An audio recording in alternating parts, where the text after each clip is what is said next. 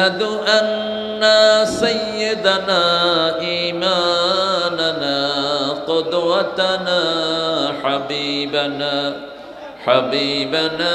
طبيبنا وطبيب أرواحنا محمد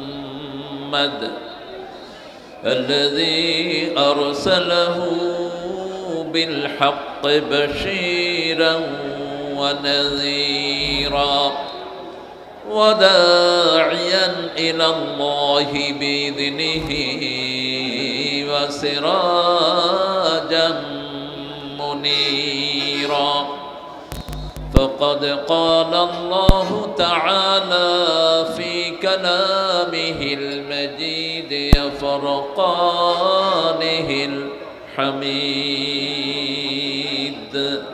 أعوذ بالله من الشيطان الرجيم بسم الله الرحمن الرحيم إن الله وملائكته يصلون على النبي يا أيها الذين آمنوا صلوا عليه وسلموا تسليما اللهم বন্ধ করে দাও ওই সাইডে না সাইডে পড়েন আল্লাহুম্মা সাল্লি আলা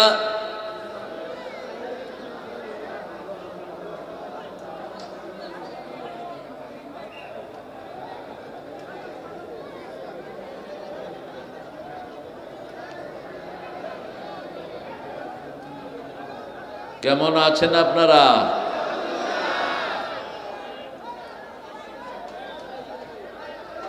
এত চিল্লাচিল্লি কেন? এখানে লোক ছেড়ে দাও, এখানে লোক ঢুকিয়ে দেন। এটা খালি রাখছেন কেন? ঢুকাক, বাধা দিয়েন না। আলহামদুলিল্লাহ আমরা ভালো থাকি, চোর ডাকাতেরা খারাপ থাকে, ইসলাম বিরোধীরা খারাপ থাকে, আল্লাহর দুশমনেরা খারাপ থাকে।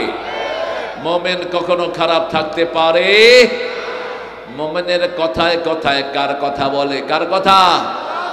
কথা শুরু করি কোরআন দিয়ে, শেষ করি কোরআন দিয়ে, ঠিক কিনা? শুরুতে বলি কোরআনের প্রথম আয়াত, শেষে বলি কোরআনের শেষ আয়াত। মালিকিন নাস ইলাহিন নাস, মালিককে? মালিককে আল্লাহ। সেই আল্লাহর কথা শুনবেন তো, মানবেন তো, আল্লাহর আইন অনুযায়ী চলবেন তো। শরীর বানিয়েছেন কে? বসে আছেন কার জমিনে? কার অক্সিজেন খান? তো সে আল্লাহর বিরুদ্ধে যাবেন কেমনে? সে আল্লাহর পক্ষে থাকতে রাজি আছেন তো? হাত তুলে দেখা দেন কারা কারা। চেয়ারম্যান এক হুজুরের সাথে হাত মিলালেন, তো হুজুর আরেকজনের সাথে হাত মিলালেন। হুজুরদের সাথে হাত মিলে আমরা কি করি? ভক্তির সাথে আমরা মুখে মুছে দেই। এখন ওই ছেলে মুখে মুছতে গিয়ে দেখে যে বিড়ির গন্ধ। কয় হুজুর আপনি বিড়ি খেলেন কেন? কয় আল্লাহর কসম বাবা আমি বিড়ি ধরিও নেই। কয় আপনার হাত দিয়ে কি আরেকজনে খেয়েছি বিড়ি? কয় আমার সাথে চেয়ারম্যান একটু আগে হাত মিলেছিল। কটাইলে বুঝছি ওই চেয়ারম্যানে কি করছে। এরকম চেয়ারম্যান আপনারে কি দিব? যেটা বিড়ি খায়, যেটা গাঁজা খায় আপনারে কি দিব? যেটা মদ খায় আপনারে কি দিবে এই চেয়ারম্যান? ঠিক তবে ঠিক, যে এমপি চোর, ওই চোর আপনাকে কি দিবে? আশ্চর্য। আমি এক এমপির পোলা, অনেক পয়সালা বাপ, দাদা ছিলেন পয়সালা। বাপকে দেখেছি দাদার জমি বিক্রি করে মানুষের খেদমত করেছে। আর পাশেই দেখেছি আরেক এমপি ঢাকায় বাড়ির পর বাড়ি কিনেছে। যারা এমপি হওয়ার পর গরিব হয় এরা হলো আল্লাহর ওলি, যারা এমপি হওয়ার পর পয়সাওয়ালা হয় এরা চোর ডাকাত হাইজাকার। তোর পয়সা বাড়ে কেমনে? ওমরের তো পয়সা বাড়ে নাই। ওমর খলিফা হওয়ার পরে রাজপুত, খলিফা হওয়ার পরে চিকিৎসার পয়সা ওমরের কাছে নাই। আবুলুল ওনার পেটে ছুরি মেরে দিয়েছে ফজরের নামাজে, চিকিৎসার পয়সা পায় নাই ওমর। আবু বকর মক্কার সবচেয়ে ধনী পরিবারের সন্তান, এখনো তার বাড়ি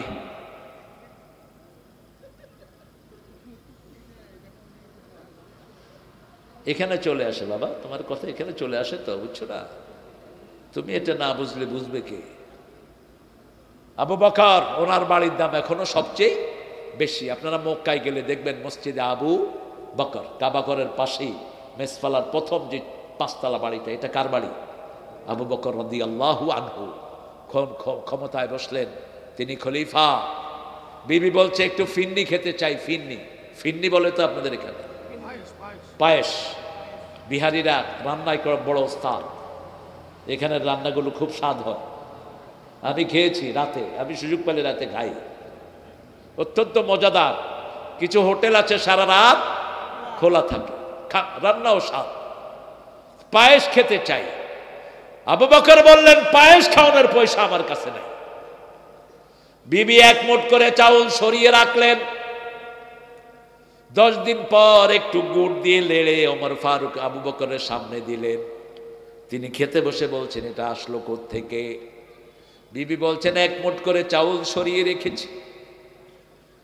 ট্রেজারারিতে গিয়ে বাইতুল মালে গিয়ে আবু বকর রাদিয়াল্লাহু আনহু বলে দিলেন কালকে থেকে আমার ঘরে 1 মুঠ কম চাউল দিয়ে দিও। সেই 1 মুঠ চাউল বাকি গরিবের ঘরে পৌঁছে দিও। এরা এমনি জান্নাতের সুসংবাদ পায় নেই।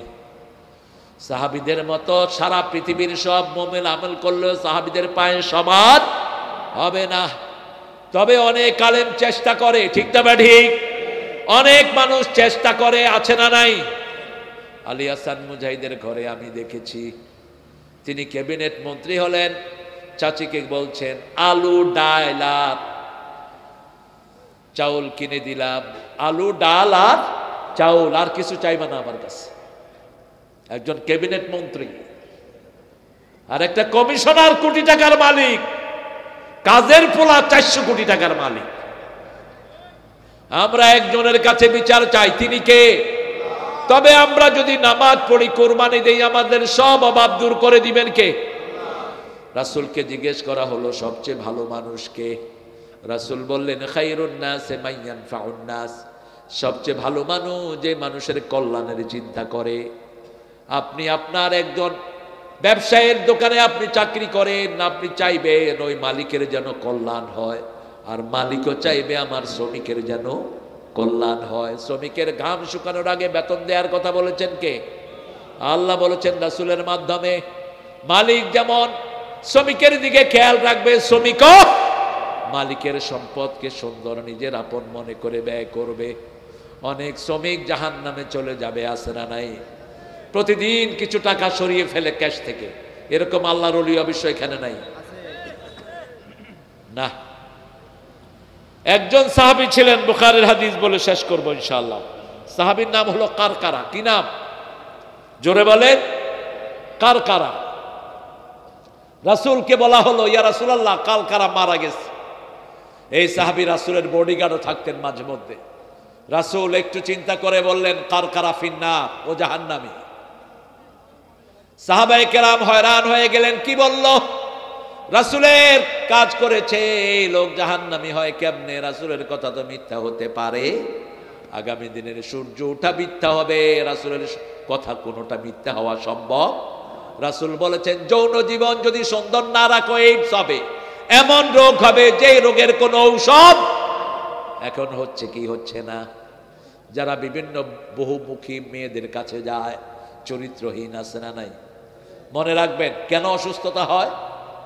প্রত্যেক মানুষের সেক্সের গ্রুপ আছে, যেমন রক্তের গ্রুপ আছে, সেক্সেরও গ্রুপ আছে। আপনার বিবির সাথে আপনার যখন সেপারেশন হয়ে যায়, বিবি আরেকজন স্বামী নিতে 4 মাস 10 দিন অপেক্ষা করা লাগে, ঠিক কিনা? তার শরীরটা পবিত্র হয়, আরেকজনের জন্য ম্যাচিং হয়। এখন যারা জিনাকার এদের তো কোনো চরিত্র নাই, যেখানে সুযোগ পায় সেখানেই শয়তানি করে। এই জন্য এরা এমন রোগে পড়ে যার কোনো ঔষধ, যেমন আপনার শরীরে আপনার বি প্লাস রক্ত, এখন যদি এ প্লাস ঢুকিয়ে দেয় আপনি বাঁচবেন? কথা কন না কেন? সেম জিনিস, একই জিনিস। এই জন্য জিনাকাররা বেশি দিন বাঁচতে পারে। আল্লাহ আমাদেরকে সমস্ত নোংরামি থেকে হেফাজত করেন। চোখের জিনা যারা করে তাদের চোখের জ্যোতি কমিয়ে দেন কে?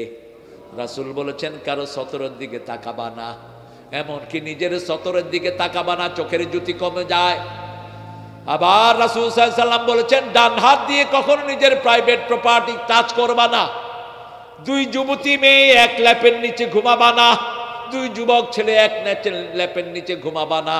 বাচ্চার বয়স যখন 7 বছর হয় বিছনা আলাদা করে দেন, ছেলে হোক মেয়ে হোক আলাদা করে দেন। ছেলের বিছনা আলাদা, মেয়ের বিছনা আলাদা। আবার ঘরকে পর্দা দিয়ে সুন্দর করে দেন। মায়ের ঘরে ঢুকলে অনুমতি লাগে লা তাদখুলু বুয়ুতান গায়রা বুয়ুতিকুম হাত্তা তাস্তানিসু ওয়া তুসাল্লিমু আলা আহলিহা। নিজের ঘর হোক অন্যের ঘর হোক, আগে অনুমতি নাও, সালাম দাও, তারপরে ঘরে ঢুকো। সাহাবায়ে কেরাম বলছেন ইয়া রাসূল, আমার মা, mummy, my mother who has carried me on her lap, যে তার on her tummy, যার পেটে আমাকে তিনি ধারণ করেছেন, সেই মায়ের ঘরে ঢুকতেও কি অনুমতি লাগবে? রাসূল বলছেন হ্যাঁ লাগবে। আবার জিজ্ঞেস করলেন, রাসূল বললেন আতুরিদু আন তারা উম্মাকা উরিয়ানা, তুমি কি তোমার মাকে উলঙ্গ দেখতে চাও নাকি? সেটা যদি না চাও মায়ের ঘরে ঢুকতেও কি লাগবে? অনুমতি কিভাবে নেবেন? নক করবেন, একবারে 3টা করবেন। একটা নক করে জিনেরা, এটা জেনে নিবেন কেমনে করবেন।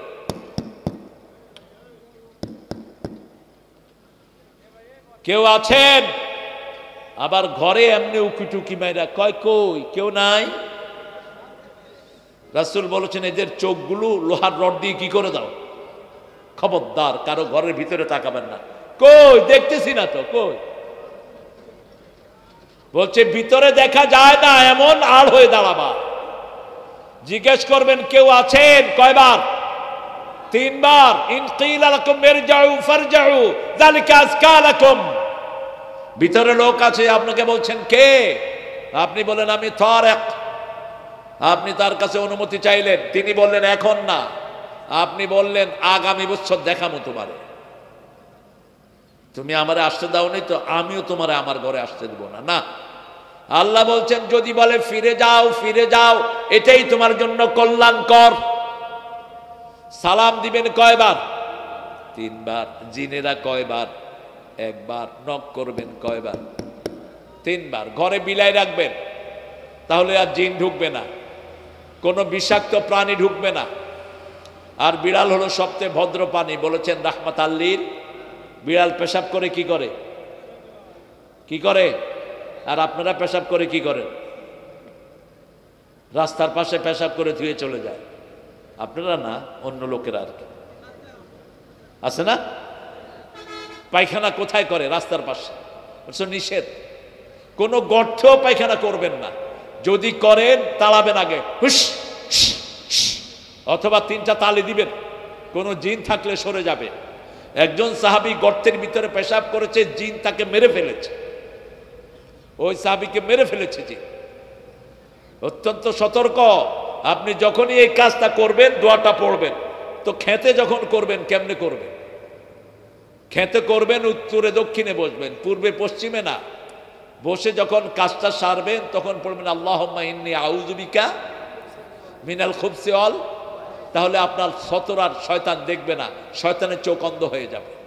আবার যখন সেখান থেকে মুক্ত হলেন আপনি পড়েন আলহামদুলিল্লাহ গুফরানাক, আলহামদুলিল্লাহ আল্লাযী আযহাবা আন্নিল আযা ওয়া আফানি।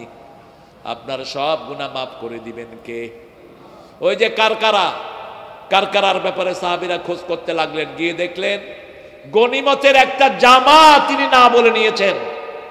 কেন চিন্তা করেন, রাসূলের সাহাবী, রাসূলের বডিগার্ড, একটা জামা না বলে নিয়েছে, ওই জামা আগুন হয়ে তার শরীর পোড়ায় দিচ্ছে।